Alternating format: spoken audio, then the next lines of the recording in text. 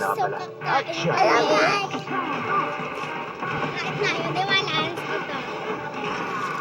And of course, comedy! Wala na talaga kayong hahanapin pa dahil all-in-one ay hatid naming kilos. Ano man genre ang hanap nyo, kami nang pahala dyan. Kaya tutok na sa Everybody's Daily Dose of Entertainment. Dito lang sa Pinoy Movie Date. Every day at these times. Sa iHeart Movie. Experience all the feels. Pag mom ka, you want to give 100% nourishment. Kaya! With Lactone 3 Plus. Expertly formulated with Lactone's highest level of DHA. Tulong para 100% nourish ang brain, immunity, at bones. Panatag ako sa Lactone 3 Plus. First day taping! Pero may last day ng buhok. Sunsilk with Active Infusion. A blend of oils, vitamins, and proteins para all-day smoothing hair na may bangong nakakagigil. Walang makakapigil. Action! Sunsilk with Active Infusion. You're watching Block Screening.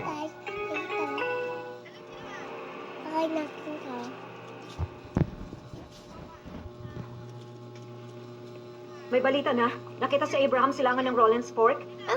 Oo nga, pero 2 oras na ang nakaraan. Wala pang bago. Sinira niya ang kanyang GPS. Matalinong unggoy. Paano kayo natakasan ng higanting unggoy? Wala pa naman siyang pinuntahang mataong lugar. At nagtatago siya Hindi totoo yan, unggoy siya. na may kakayahang umunawa ng mga nangyayari. Paano yung higanting butiki? Nagtatago, walang chip. Malaki ang problema riyan sa Amerika. Nakalalangoy ang mga butiki, First Secretary. Pwede magkaproblema ang Russia. Lumalaki pa siguro si Abraham. Paano? Ang iyong ama ang nasa likod ng Project Elton, ba? Wala siyang kinalaman dito. Pero siguro naman masasagot niya ang ilang katanungan. Tulad ng ano? Kung bakit si Abraham ay buhay pa sa kabila ng nangyari? Bakit siya kumikilos ng parang may direksyon? Sorry kung naaalala niyo pa, natanggal siya sa program dahil nasa L. Humanap ka ng sagot sa kasalukuyan. Huwag sa nakaraan. Mukhang ang iyong emosyon ngayon ay nakaapekto sa kulay ng conclusion mo, Dr. Murphy. Walang personal dito, sir. 10 years na kami hindi nag-uusap ng ama ko. Nag-report ka na parang umiilaw ang halimaw na ito. Tama ba ako, Dr. Murphy? Oo, Pero ang inyong super chip, si Abraham. si Abraham, hindi siya umiilaw. Hindi, sir. Kahit nung nasa bunker siya. Eh ano naman kaya ang dahilan sa pagkakaiba nila? Ang pagkalanghap ni Abraham ng substance ay gradual microparticulate intake. Ano Para yun? itong gas. Okay. Unti-unting nakapasok sa capsule at humalo sa oxygen ni Abraham. Habang ang Gila Monster ay nalanghap ang substance hang direct. Ang lahat ng ito ay talagang interesting, doctors. Mayroon lang akong isang tanong. Nasaan na kaya ngayon ang dalawang higanteng halimaw na ito? Siya si General Delaney, doctors. Siya na ang namamahala para kay General Reynolds. Dr. Murphy, balita ko malapit ka talaga sa naunang general sa akin. Nasa iyo ang simpatya ko. Pero dapat mo ring malaman na hindi na ito ang panahon para sa mga problemang emotional. Hindi naman ako emotional ngayon. Ang kaligtasan ng bansang ito ay dapat manguna bago ang anumang debateng sayantipiko. Debate tungkol saan? Ang dalawang halimaw na yun ay dapat mamatay agad-agad. Teka lang muna. Si Abraham Si ay... Abraham. Tingnan mo, ang tono mo para bang alaga mo ang unggoy na yun. Alam nyo, lahat ng ito ay simple lang naman, girls. Girls? Ibinigay na ang order, shoot to kill. Totoo ba ito, sir? Si Abraham ay parte ng space program para maintindihan ninyong lahat. Siya ay test pilot. Hindi siya dapat patayin. Pwedeng alamin ng mali, pero ayusin ito. Tama si General Delaney, wala nang dapat mamatay. At hindi dapat magkaroon ng nationwide panic. Ang trabaho nyo ay hanapin ang mga halimaw na ito. Ituro nyo kung nasaan sila at ang military na ang tatapos. Malinaw ba ito? Malinaw, sir.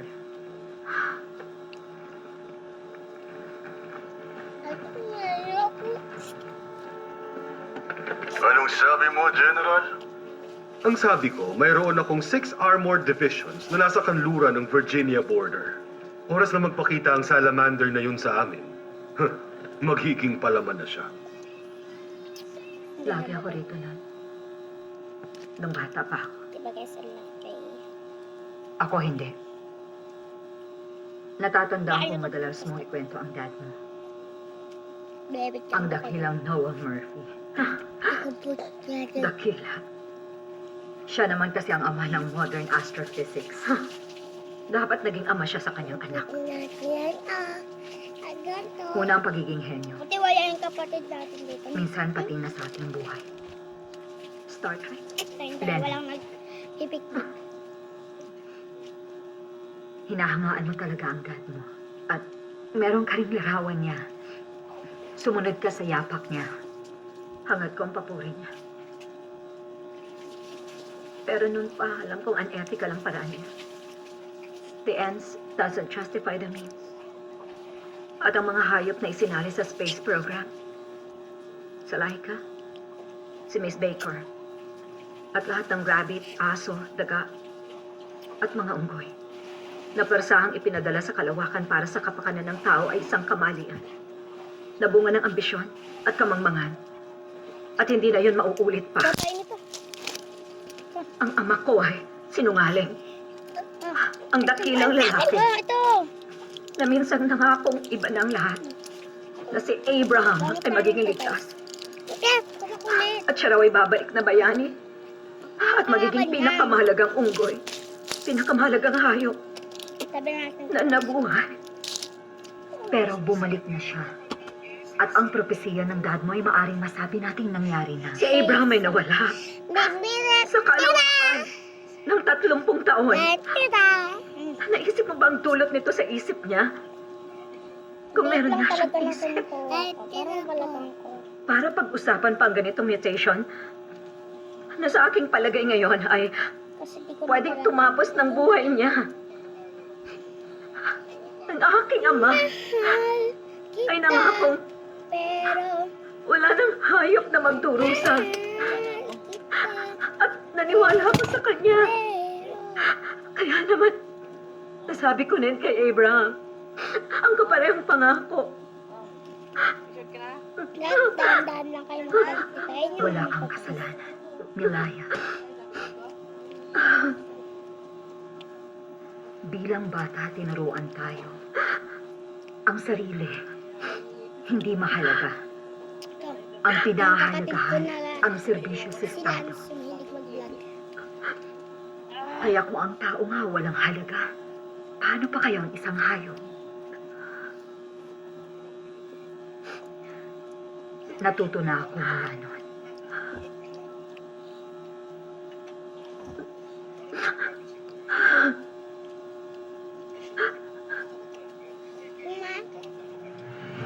Para akong isinumpa kung mamarkahan ko sa likod si Abraham.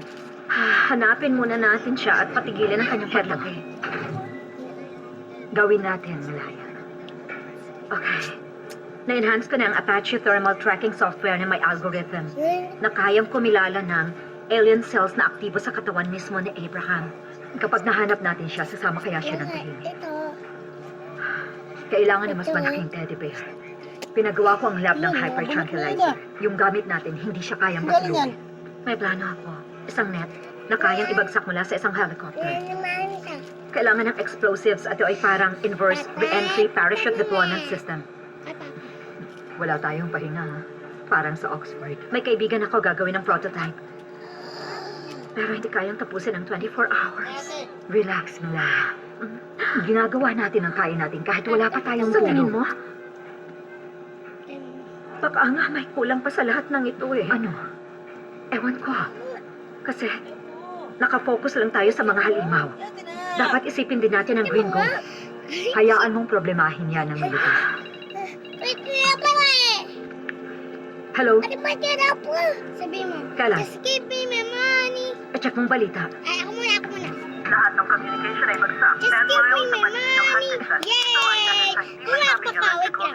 Sigurado yan yung halimaw. Just give me my money. Tiyak na lahat ng tao ni Delaney naghahanda na para patay ng Gila Monster. Ulit. Mag-chance na tayo Wait ulit lang. kasi Just Abraham. give me my Tayo na. money. Yay! Ano naman? I need money. Ba't naman nawala ka? I need money.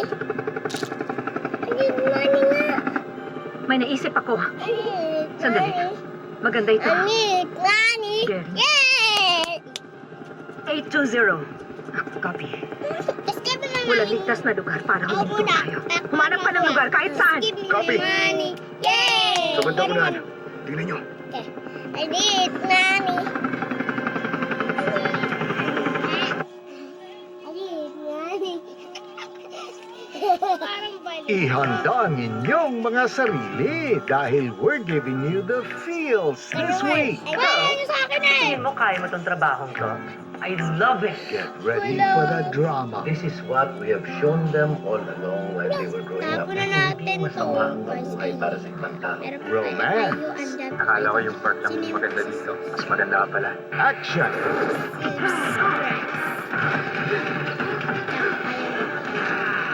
And of course, comedy. Wala na talaga kayong hahanapin pa dahil all-in-one ang hatid naming feels. Ano mang genre ang hanap nyo, kami nang bahala dyan. Kaya tutok na sa Everybody's Daily Dose of Entertainment. Dito lang sa Pinoy Movie Date. Every day at these times sa iHeart Movie Experience.